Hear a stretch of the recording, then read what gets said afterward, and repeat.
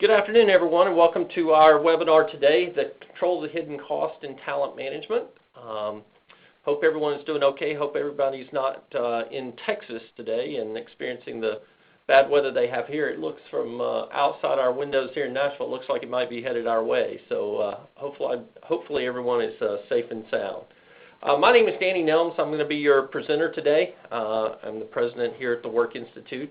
But spent 20 years of my career in human resources, have taught human resource classes, and spent 5 years here at the Work Institute. So excited about our topic today, the hidden cost in talent management, and sort of delving into this idea that we've got costs that we're not paying attention to, and we need to find ways to look at those. So just a brief overview of our discussion today. And by the way, we will be using the chat feature in your controls for you to ask questions. We've got not as many attendees today as normally, so the more questions you can ask, the better. I'll be more than happy to pause as you ask questions and try and answer them along the way. So just some key topics, just an overview of talent management. And we're going to look at an overview of talent analytics, making the case for workforce intelligence, the next horizon in HR analytics, and then, if time permits, a brief introduction of the Work Institute. So just an overview of talent management. And I think really in terms of talent management, we need to think about it in terms of, talent intelligence. And it could be a key lever in today's hyper-competitive world as business intelligence captures, extracts, and analyzes key data on an organization's traditional hard assets. Talent intelligence centers on key data on its people assets to generate insights that can drive improved decision-making and performance. And when we look at talent management is really the science of using strategic HR to improve business value. And I'm going to insert the word business outcomes and make it possible for companies and organizations to reach their goals. And I think if I reflect back on my career in HR, one of the challenges that we have in HR is how, in fact, we can find that connection to business outcomes. We tend to look a little bit internally in HR a little too much sometimes, and sometimes we find it difficult to connect to business outcomes. But from a talent analytics perspective and from a cost perspective, we really have to find a way to connect to those business outcomes.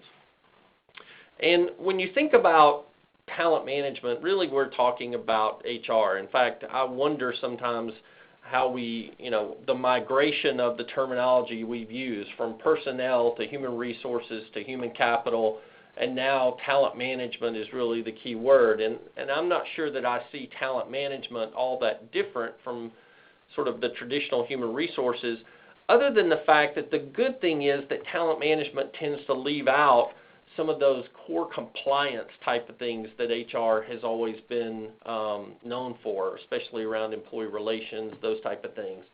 But I think talent management in many ways is our traditional human resources. But really it breaks down into 4 areas. We've got to acquire the talent necessary to drive our organization forward and to succeed in our organizational goals. We have to develop that talent. So how are we going to take that talent and develop it over time? How are we going to reward the talent that's in our organization? And maybe most importantly in this day and time is how are we going to retain that talent for the length of time necessary to continue to achieve our goals? So it really breaks down into those 4 areas. Now, one thing that I think we have to really pay attention to is that employees' views change during the employment life cycle. So when we think about that talent, sort of the talent life cycle, we really have to think about the employment life cycle. So everything from the recruitment process to the selection process to the onboarding to the development stage and even into the exiting of employees from our organization, their experience over time changes, and we've got to be able to pay attention to that. So when we're looking at our analytics, there may be a need to do some slicing and dicing to look at employees specifically in certain stages in our organization, and we'll talk a little bit more about that in just a few minutes. So just an overview of talent analytics. Not having the right talent in the right place is a leading threat to growth for many CEOs. 1 in 4 CEOs said they were unable to pursue a market opportunity or had to cancel or delay a strategic initiative because of talent constraints. And we're really hearing this a lot today, is that turnover has begun to increase pretty substantially in the U.S. There are over 3 million open jobs and climbing daily in the U.S. And those open jobs are really because of the just talent constraints. There is not enough qualified workers out there to fill the jobs that are necessary. Now, I know in some areas of the country we're still experiencing some unusually high unemployment, and that's unfortunate, but unfortunately, the talent that's available out there, especially amongst the unemployed, simply isn't enough to fill the jobs that we have open. A lot of those jobs are obviously in things like healthcare. They're in technology jobs where you need very specific training, very specific background in order to fill those positions. And when I think about talent analytics, I really go back to, to Peter Drucker and say, what gets measured gets managed. But then we have to go to the next stage and say what gets measured gets improved. And then lastly, what gets measured and reported improves exponentially. And that's the other piece in relation to talent analytics, is how effective are we at getting the analytics out into our workplace so that leaders understand what's going on, understand the trends, understand the impact of different employee behaviors in our organization. So this is really the key, is how are we going to make the connection to the business in order to make it meaningful. And going back to our title of controlling the hidden cost in human capital or in talent management, it really gets down to how do we communicate that information to the organization so that we can manage it, so that we can improve it, and so that we can ultimately improve it exponentially. So it's a question of how do we find those hidden costs, how do we identify them, how do we measure them, and then how do we report them out to the organization in meaningful ways. In our current analytics in many, many organizations, and not that we haven't made dramatic improvements, so maybe this picture is a little extreme, if you will, but many times we're still looking at things like the dashboard of an old vintage car here in the U.S., and we have just a speedometer and a fuel gauge and an oil pressure gauge and a temperature gauge, and we know whether our battery's charged or not, and that's about all that we know. And really what it produces is a pretty static view of the organization. We gauge our function versus capturing processes, and they only allow us to see trends or measures versus targets, So, and in many cases, I think we're not even looking at the trends because it's really just a snapshot. Our current HR analytics provide us with metrics about the HR function, how it operates, and whether it's efficient, and maybe even what it costs. But we're missing that connection. We need to turn our lens from the myopic view to a wider perspective of what these measures mean to our business. And so we need to be able to look at things more holistically and connect it to the business. So where do we have to go? And, really when we look at the dashboard in today's vehicle, we've got this, fancy display. We've got multiple things that we can look at.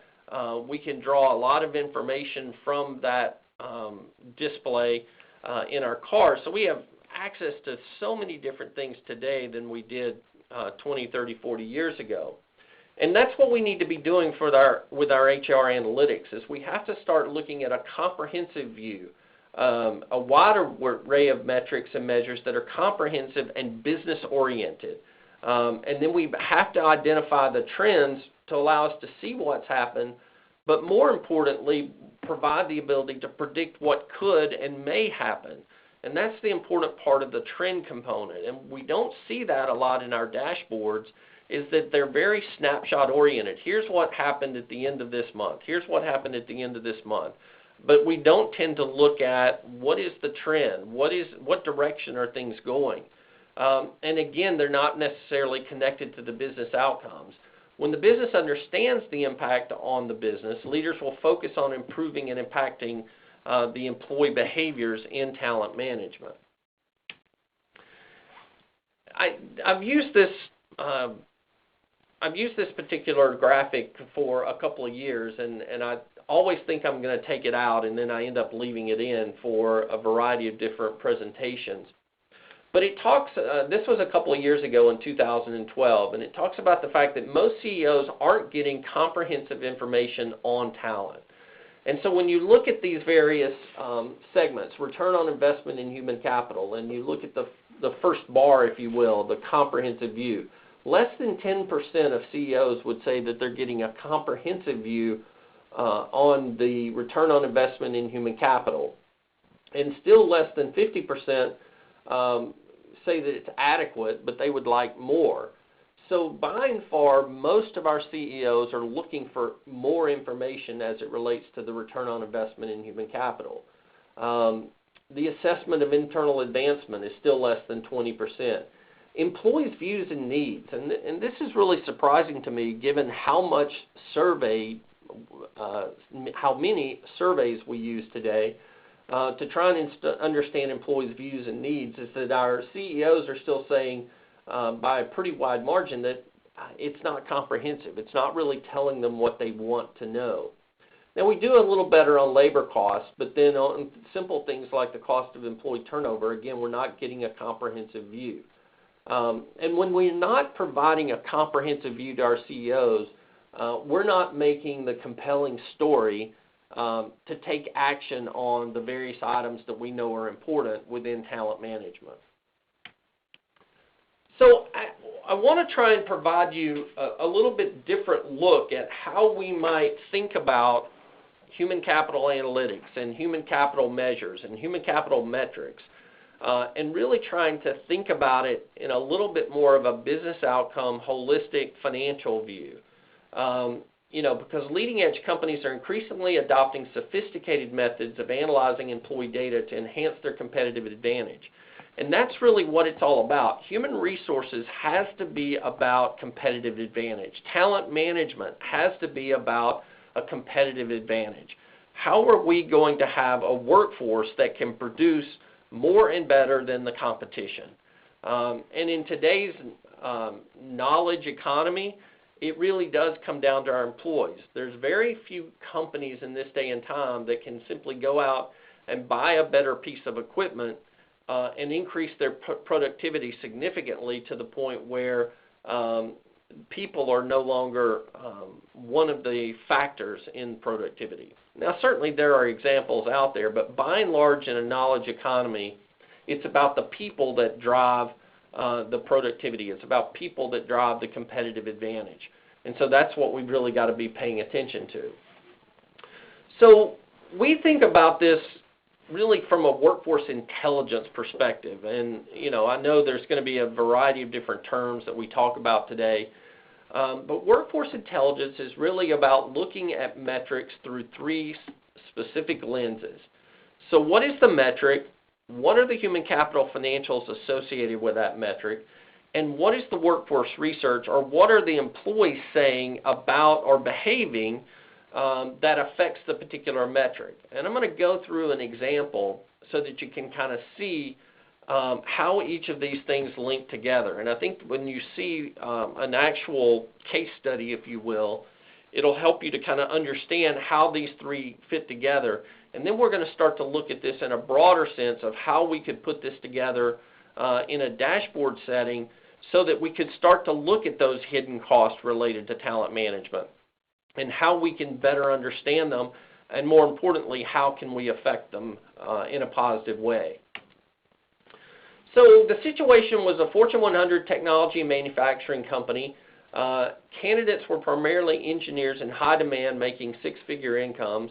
The acceptance rate for job offers was declining. The acceptance rate was declining. And the cost of hire was therefore increasing because the time to hire was increasing. And probably many of us are experiencing similar things. Again, we're in such a competitive landscape right now for employees It's not unusual for highly talented prospects to have multiple offers. And so many times they're declining our offer to go somewhere else. And when they do, we're often set back significantly in terms of how quickly we can get another candidate lined up and potentially hire that candidate. So, as is often the case when we have a high level of offer declines, it almost always comes back to our basic instinct of money. You know, that we just simply need to make better compensation offers in order to drive our acceptance rate up. And this isn't just human resources. This is normally the entire organization. We hear it over and over again when we talk about things like turnover, is that generally people think that pay is always the driver. And very seldom is pay the primary driver of why people leave, just as pay is often not the primary driver of why people decline job offers. So in this particular case, the proposed salary increase of 10% would have equaled over $2 million annually in additional labor costs in order to make the increased job offers from a compensation perspective.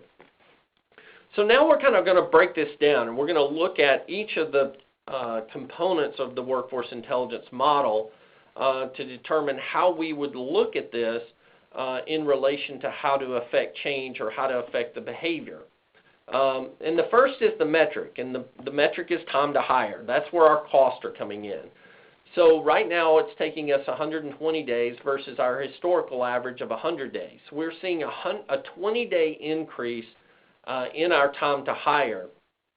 So obviously the trend is going in the wrong direction. And so, you know, first of all, we need to be paying attention to this trend over time. So on a month-to-month basis, or at least a quarter-to-quarter basis, what exactly is our time to hire so that we can see if that trend is continuing to go in the right direction. In this case, it increased by 20% over the historical average. Now, what is the financial piece? Right now, our cost of hire is about $50,000. The historical average cost was about $42,000. So that same 19% increase was reflected in that time to hire. So the open job, the loss in productivity, the potential that there was having to be a contractor to replace the job. So we were seeing that our cost of hires was increasing at roughly the same rate that our time to hire was increasing. So now we've put a financial measure on this. And if, you know, in my experience in human resources, this is the one place where we miss the most. We just simply look at it through the metric lens, and we don't look at it through the cost lens. And go back to making this relevant and comprehensive for our CEOs and really relevant to the business. Most businesses live in the world of financials. We should all understand that. We should know it. It's about revenue. It's about profit. It's about cost. And so HR, although we're getting better, still I think are a little bit behind in terms of how do we look at behaviors and employee behaviors, and in this case candidates, in a financial lens. And this is the critical part of looking at for those hidden costs, is how do we put a financial measure on this. So so then we go back and say, well, what we don't know is why are these two things happening. So why is the time to hire increasing, and why is that cost increasing over time? Because before we can actually affect the metric, before we can actually decrease our cost of hire and decrease the time to hire, we really have to know why. And this is the third part that often HR is not sort of connecting to, is it really understanding why the behaviors are occurring the way they are. We make way too many assumptions without having the facts and without having the knowledge necessary to affect the change. So in this case, HR decided to conduct a recruitment study prior to making the decisions in order to determine the real reasons why candidates were declining offers. So there were 200 candidates who had declined the offer. They were contacted, in this case, by the Work Institute. 100 candidates responded and agreed to provide feedback about the recruitment experience and specifically about why they declined the offer. 60% of the candidates cited the interview process as the major factor in declining the offer. In paraphrasing, basically what candidate said is, if getting a job if working there is as difficult as trying to get a job there, that's not where I want to work. There was poor communication. There were canceled interviewers being available at scheduled times, phone calls not returned in a timely manner, an overall lack of organization to the recruitment process. And by the way, we are hearing this a lot right now because our applicant tracking systems, I think in a lot of cases, have hijacked our recruiting process, and candidates are getting increasingly frustrated by the fact that they never hear, they never have feedback, they don't know where they stand in the process. And so we've got candidates that are having a very, very poor experience in the recruitment process. And now they're starting to cite that as one of the reasons why they choose one company over another, is simply the process of trying to get a job. Now, if we think back, we really have all three components. We know what the metric is. The metric is time to hire. We know what the cost is. It's costing us $50,000 now versus $42,000 historically to hire someone. And now we know the why. We know that the interview process is flawed. Only 10% cited compensation as the most important reason for declining the offer. So now we know what we have to do to affect the actual time to hire. We have to improve our process. We have to improve the interview process overall. So we have to examine and revise it, make sure that we know what we're doing, make sure there's accountability up and down the recruitment process so that our candidates are getting the experience that they deserve and want, so that we can drive that up. So once they went through and revised the process, built some accountability metrics along the way, acceptance rate for job offers increased back to the historical average, the cost of hire decreased, and the time to hire decreased. So prime example of when we actually look at the entire picture of what is the metrics, what are the costs, because in this case they knew that the cost was substantial, and we look at the whys, we can really affect the metric in a positive way.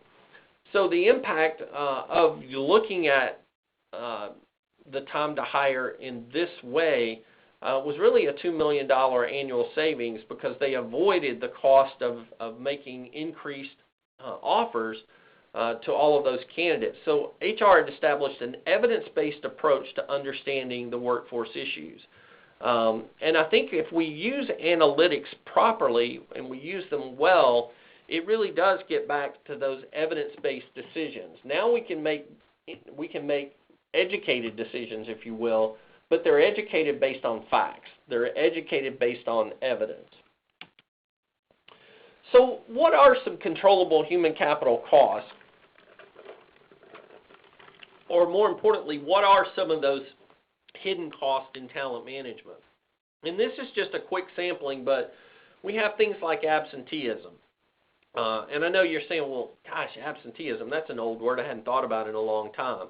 But many organizations continue to be plagued by unplanned and planned absences from work.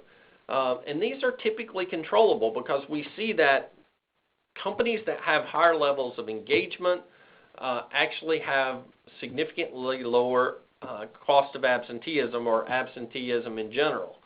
So there's actual cost there. And go back to our talent management. How do we recruit? How do we develop? How do we reward? How do we retain? And when any one of those pillars is off, we see effects. And those effects typically are in the form of human behavior. So it is that they're absent more from work. Compliance issues go up. Safety issues go up. Cost to hire go up. Turnover costs go up. So these are all controllable, hidden human capital and talent management costs that generally we're not paying attention to very closely.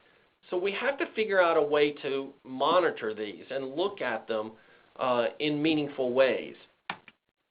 So really the future of HR analytics is about how do we, again, get that comprehensive view, how do we identify trends, how do we identify business outcomes. So how do we take, what's currently this car dashboard, but create a human capital dashboard in ways that will sort of fulfill all of these needs.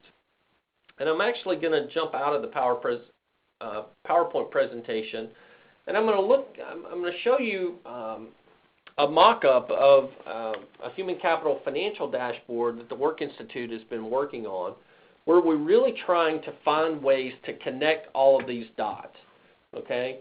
So the first thing I want to make sure that you pay attention to is this sort of top left-hand section here, because this is where the business outcomes are. So what is our revenue per FTE? So this is a productivity measure. What are we actually producing in revenue per employee or per full-time equivalent? And what we want to see over time is that our revenue per FTE is actually getting better. I mean, it's a measure of efficiency. It's a measure of productivity. And if this is going the other direction, then from a human resource perspective and a talent management perspective, we've got an issue here. I've never heard a company say that they wanted to produce less with more. We want to produce more with less. So we have to look at the financial outcome. We have to look at the business outcome. What are the expenses per FTE? So what we want to see is those expenses need to be going down, not up. This mock-up was in the insurance industry, so commissions were important. So what are those commissions? What is the salary and benefits to revenue ratio? So what percentage of our investment in people and salary and benefits to our revenue are we seeing? And again, we would like to see this going down over time. We want to have a lower ratio. And what are our salary and benefits to profit? So we've got to be looking at these as well. So this is where we start to connect with the business outcomes. And I think sometimes we're just afraid to do this, and I don't really know why. It's not complicated. It's not hard, but very few of the dashboards, the analytics that I see out there have these types of measures where we're really looking at revenue, profit, expenses as it relates to the business outcomes. And then once we kind of have an understanding of the business outcomes, then we can start to look at all the various metrics. So whether it's attrition, whether it's attrition of key talent, high performers, how many hires do we have? What's our decline rate, our acceptance rate? How many people are we relocating? What is our leave, sick leave? And this is all about the absenteeism. Workers' compensation cost, compliance cost, employee development, things like key roles within our succession plan. All of these things are metrics that we traditionally look at. But then what I want to show you is that there are costs associated with these things. And so this mock-up of our dashboard, we want to look at what are those actual costs. So when we have attrition or turnover, we know what the costs are. And then what you can see here is some indicators. So one indicator is what direction should the trend be going. So in this case, we want it to be going down. Which direction is it going? And then this button here will be, red, green, or yellow, depending on whether it's in a satisfactory range. And then you see these exclamation points. This means that the trend is moving at a much higher rate than we would like to see it going in a negative or positive direction. Sometimes this can be good, sometimes it can be bad. But what this does is it gives us a much more comprehensive view of the metrics. So we're able to look at trend, so we're able to understand what does the trend look like, what is the metric itself, and then what are the costs of that metric. And then in many cases, we're able to look at some of the employee views and needs from the perspective of which ones might be driving these particular metrics. So for example, up here we have reasons for leaving. So time factor was considered the number one reason why employees were leaving. And then you had management issues. You've got reward issues. You've got environmental concerns and career concerns. And then intent to leave. This is a predictive analytic to see if, in fact, people are considering leaving over time. I apologize. Somebody's saying that the screen is black. I need to share something with you. I apologize for that.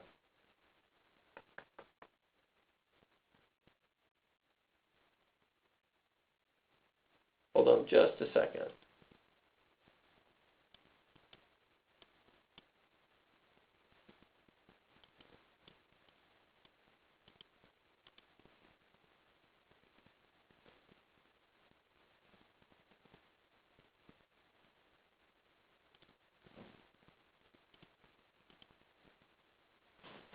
I apologize, I've got to get out of the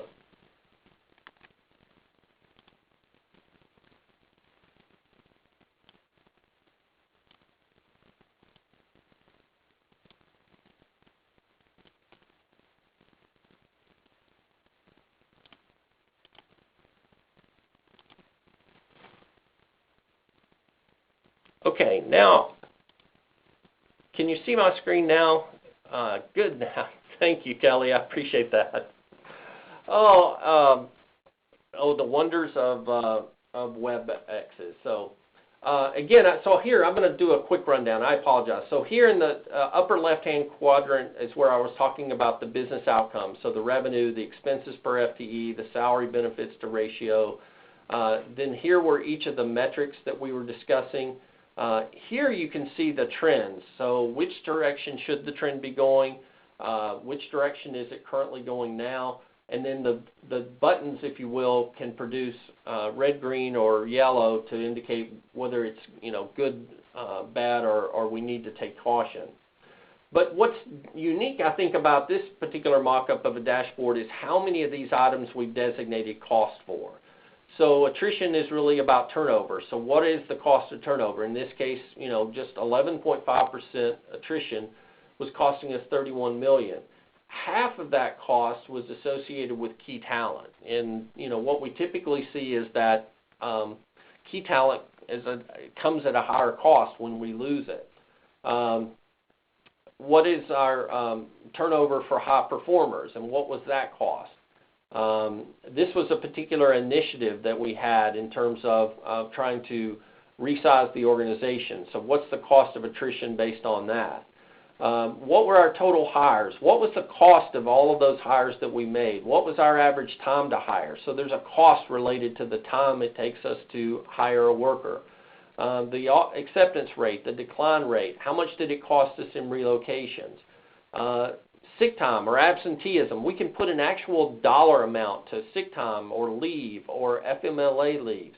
We can put a specific cost on workers' comp cases. Compliance issues, hotline reports, employee development, we can put specific cost on that.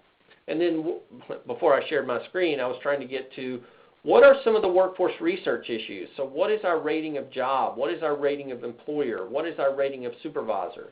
Because really, there are four factors, and I don't have a slide on this, but it really comes down to four factors that affect employee engagement and retention.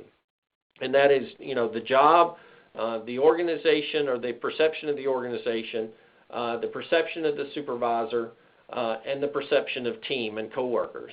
So those four things are really driving most of the decisions that people make related to engagement, related to retention. So by looking at specific ratings, what we find is that we can drive the excellent ratings above 30%, we're doing okay, and we have to drive those fair poor ratings below 15%. And this is just our initial threshold. Where we see high performing companies is that their excellent ratings exceed 50% and their fair poor ratings are less than 10%. So most of the companies that we look at, we would be looking at feedback as it relates to employee perceptions in those four particular quadrants, and we would keep tabs on those. Now, this data can come from a variety of different places, and what I warn you against is this shouldn't just come from my annual engagement study. It's not often enough. So we need to have some sort of a pulsing mechanism, whether it's periodic stay interviews, whether it's some pulse questions, new hire data, orientation, new hire surveys, but we need to have some type of ongoing workforce research that will give us this data, not necessarily in real time, but in current time, if we're simply looking at these on an annual basis. Think about all of these other metrics that are here. They're constantly changing. They're changing daily. So we need to have workforce research that's reflective of what's going on in the near term, what's happening this month or what's happening this quarter. So I want to jump back to the PowerPoint. So I believe that this is really the future of analytics, is how do we make sure that we give this comprehensive view? And this is where those hidden costs are. Those costs are in places that we don't normally look at. And what we typically see, and even though I like, as you can see, we've sort of adopted some of the looks of this particular dashboard here on this screen, there are no costs here. There's no dollars here. And really, HR has to speak in the language of business, and the language of business is money. It's all about money. So that's where our dashboards have to go, and that's where we're going to find the hidden cost. That's where we're going to have to look at it from a talent management perspective. So that is, in our opinion, the next horizon in HR analytics. So, what's going on in your organization? What are the significant issues going on in your organization right now? Are you experiencing high turnover? Are you having a difficult time hiring people?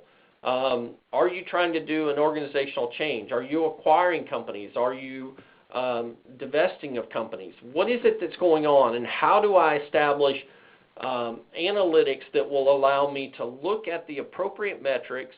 What are the costs related to those? And then what are the employee perceptions? We talk about them in terms of preferences, expectations, and intents that drive those metrics.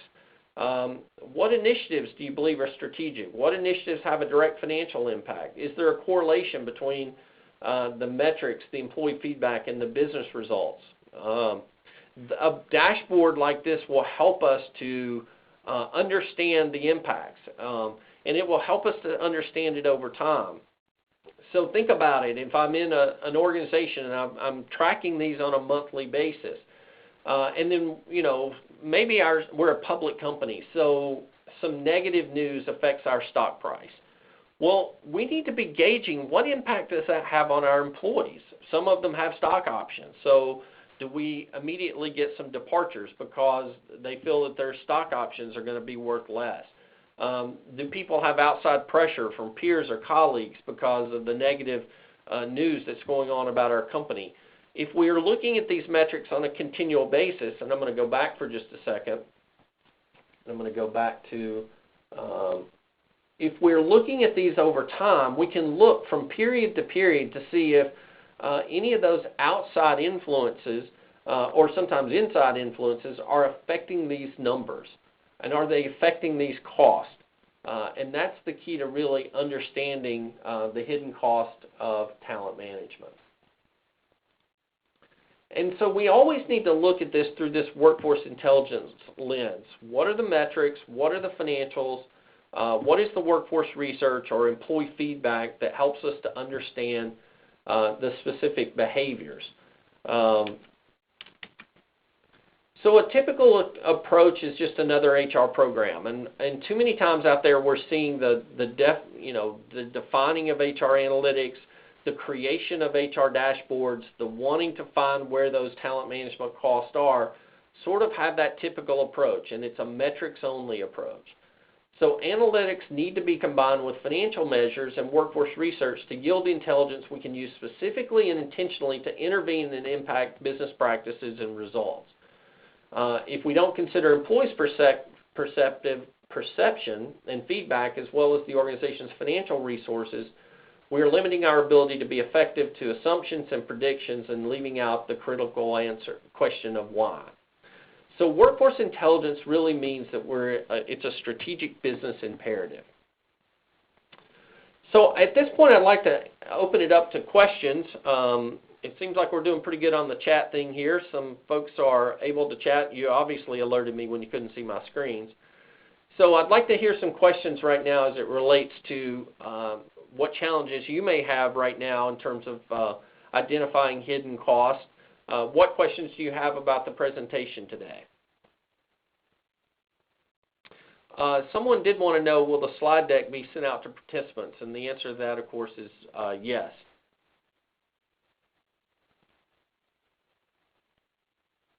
All right, somebody be bold. Somebody, we got Ann and Brenda and Carlene and Kelly and Phil. Somebody be bold.